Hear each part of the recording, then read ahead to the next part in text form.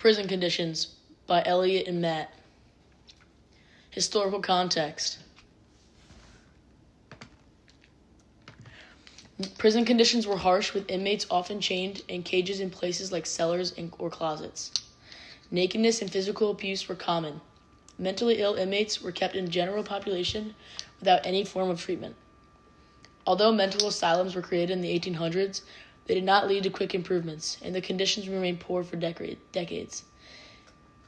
Historically, prisoners were given productive work such as manufacturing goods and supporting prison operations. In response to the riots and public outcry, the United Nations introduced the standard minimum rules for treatment of prisoners to improve conditions. In the 1970s, rehabilitation was viewed as ineffective, leading to a new approach focused on locking people up, even for non-violent crimes. The creation of the minimum and maximum sentencing laws significantly increased incarceration rates. The Three Strikes Law also contributed by adding penalties based on past convictions, aiming to deter repeat offenses by ensuring longer prison terms. However, laws that restricted the transport of prison-made goods across state lines left many inmates without meaningful activities. A growing problem, people serving long sentences. The number of people in prisons have been incarcerated for over 10 years has nearly tripled since 1999. As the graph shows, in 2015, they made up 1 in 6 people in state prisons. Causes of prison conditions. Overcrowding. Prisons became overcrowded, and that led to serious problems. People were packed into tight spaces, often with more inmates than beds. There wasn't enough food, clean water, or medical care. Even soap and toilet paper ran out. Because of this, tensions rose, fights happened more often, and staff couldn't keep control. Instead of helping people improve, these conditions made things worse, adding more stress, anger, and violence. Underfunding. When prisons don't have enough funding, everything suffers. Staff may not be properly trained, which makes it harder to handle mental health crises or stop conflict safely. The video I'm about to show shows Congressman Daniel Goldman expressing his feelings about underfunding in prisons. The Bureau of Prisons is a critical component of the Department of Justice that is woefully underfunded and struggling to implement their mission Safely. This can lead to mistakes and even violence. Healthcare also gets worse with fewer doctors and supplies. People might wait weeks for treatment or never get it at all. Even the prison buildings fall apart. Things like heating, clean water, and working toilets can break down, making life inside even harder. Denial of treatment.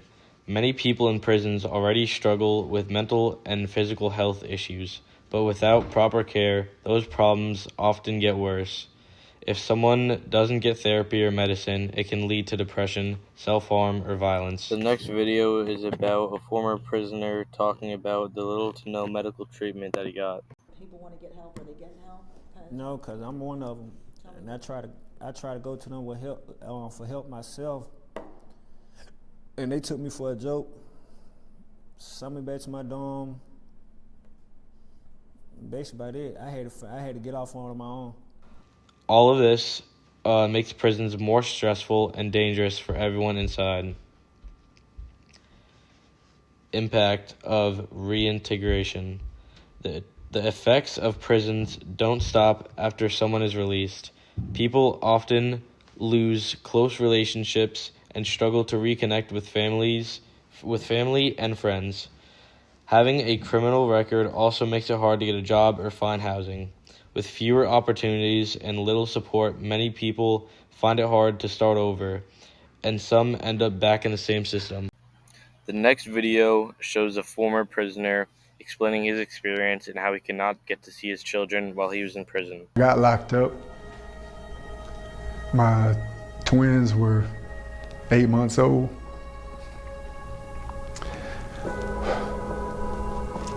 And that was the last time I saw them. I wrote them letters like every week for the first 20 years I was here. And by this time, now they're all adults. So I figure it's time for me to stop trying. previous attempts at resolving prison conditions. In 1967, due to growing concerns about prison, a report was issued to change the juvenile prison system, policing prisoners and changing to the correctional facilities. Juvenile facilities were working on rehabilitation and community-based programs. There were racial disparities that were reported related to policies and how they were treated. The federal court was taking over correctional facilities, and policies that were previously in place were now being monitored. Prison administrators were now asking people who were incarcerated about policies they think would be helpful to keep the jails safe and how to punish people who did not follow the rules. Many reforms that were proposed did not come to pass. It is revealed that women prisoners had inadequate programs compared to males who were in jail. In 1966, the Prison Litigation Reform Act was passed by Congress that restricted a prisoner to argue with their conditions of confinement in court. What is happening? Prisons in the U.S. are severely overcrowded and underfunded, with the cost of incarcerating a single inmate reaching around $30,000 per year. Conditions are harsh, especially for people of color, who often face additional social and economic challenges. The following video explains from a former prisoner how mental health and rehabilitation programs are not sufficient in prisons. Those are the things that a lot of people don't understand, that there is not a lot of mental health help in the prisons that we would need.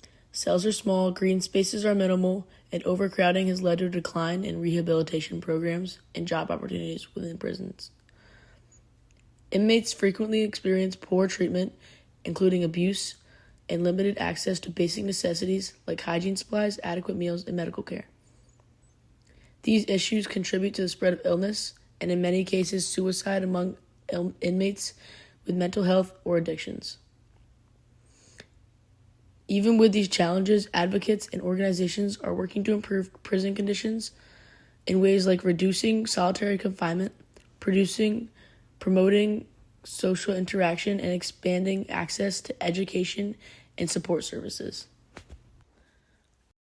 The graph illustrates that 1 in 3 people behind bars in a jail have yet to be tried in court. Most have not been convicted and are waiting for their trial, often because they can't afford bail. Others are serving short sentences or are jailed for minor offenses. Who is involved? Correctional institutions. State and federal prisons aren't just buildings. They're run by many people. This includes correctional officers, medical staff, counselors, educators, and administrators. They're responsible for safety, healthcare, education, and daily operations. How they do their jobs can make prison either a place for punishment or a chance for people to change and rebuild their lives. Government agencies. The Department of Corrections and the Bureau of Prisons are in charge of how prisons are run. They make rules, manage staff, and decide how money is spent. Judges and legal professionals. People like judges, prosecutors, defense lawyers, and lawmakers play a big role in criminal justice system. Judges decide sentences, prosecutors choose what charges to file, and defense lawyers protect the rights of the accused. Lawmakers create the rules about crimes or punishment. All these decisions affect who goes to prison, how long they stay, and whether the system is fair. They also influence whether the focus is on punishment or helping people change and rebuild lives. Who is being impacted? Families are being impacted because they can lose a member for a very long period of time, which can lead to long-term challenges like instability and trauma. The location of jail is typically in rural areas, which are unreachable within public transportation, making it very difficult to visit a family or friend in prison. Prisoners are impacted because they lose their ability and control over their own destiny. They have to live with very strict rules and limited freedom. They have to live in a very challenging and dangerous environment, and they are labeled as criminals for the rest of their lives. Contrasting views. Some contrasting views are: prison is for punishment, not comfort. Some people believe that prison should be a place of consequence. If it is too comfortable, it could take away from the seriousness of the punishment and reduce its impact. Another one is basic needs are already met. Inmates receive food, shelter, and medical care, so they do not need to be neglected. From this perspective, the prison system already provides enough to meet their basic rights. Another one is programs already exist. Many prisons offer education, work programs, or therapy. Some argue that these opportunities show that prisoners do not make an effort to help people change, even if conditions are tough. The last one is better conditions might reward crime. Making prison life easier might be seen as unfair to law-abiding citizens. People worry that it could make prison seem like an acceptable or even appealing place, especially if it is seen as more supportive than harsh. This graph shows that in the middle of 2020, the people in jail drastically decreased and now is on a steady climb of increasing, and as of 2024 is sitting around 650,000 people in jail. Impact of prison conditions. The U.S. is the highest incarceration rate in the world, and this system breaks families apart and emotionally and financially disrupts them. Over 113 U.S. families have had a close member in prison or jail. And on this past Mother's Day, 150,000 incarcerated mothers had to spend the day alone without visits from family. Social isolation removes prisoners from their relationships with the outside world. And because prisons are located far from cities, it makes visits even harder. The graph shows that many children are affected by the incarceration of a parent, often relying on inadequate and unsteady forms of communication. Even where there's some communication, the physical separation, like restricted visitation and expensive phone calls, show the emotional strain placed on families. Mental health issues such as psychological distress impact both incarcerated individuals and their families. PTSD is also very common among prisoners. The lack of rehabilitation in prisons leads to trauma and a high rate of relapse into crime. A 2025 to 2014 study shows that 68% of prisoners were arrested within 3 years of release. The longer someone spends in corrections, the less likely they are to stay out of prison. Many prisoners lose their right to vote, limiting their power in the democratic process. Prisons are very violent and traumatizing environments, with 1 week recordings, 4 stabbings, and 1 fatal 3 sexual assaults, and many beatings, and a man's bed being set on fire as he slept. Overcrowding conditions lead to poor sanitation and more violence, where there's little to no education programs are offered, despite research showing that education reduces prison violence. Most prisoners suffer from a diminished sense of self-worth, and prisons often fail to hire or retain mental health professionals. More than 95% of incarcerated individuals are eventually released, but many leave prison more traumatized due to violent and terrible conditions. The government spends around $182 billion per year to maintain the prison system, yet the outcome reflects a cycle of harm, trauma, and failure to support the true rehabilitation. Current solutions: reducing overcrowding, reforming laws to avoid prison time for nonviolent offenses, and expanding early release programs helps lower the number of people in prisons. This eases overcrowding, making prisons safer and easier to manage. Another solution is improving healthcare access. Providing better access to physical and mental health care, including addiction treatment, helps inmates get the support they need. Partnering with outside medical providers can improve the quality and speed of care inside prisons.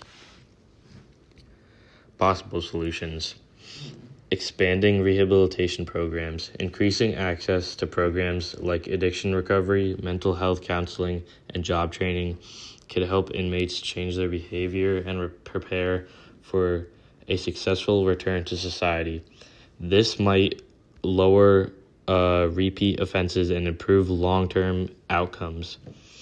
The last solution is using more alternatives to incarceration. Wider use of community-based options like probation, drug courts, or diversion programs can reduce prison populations. These alternatives focus on treatment and accountability without the negative effects of prison.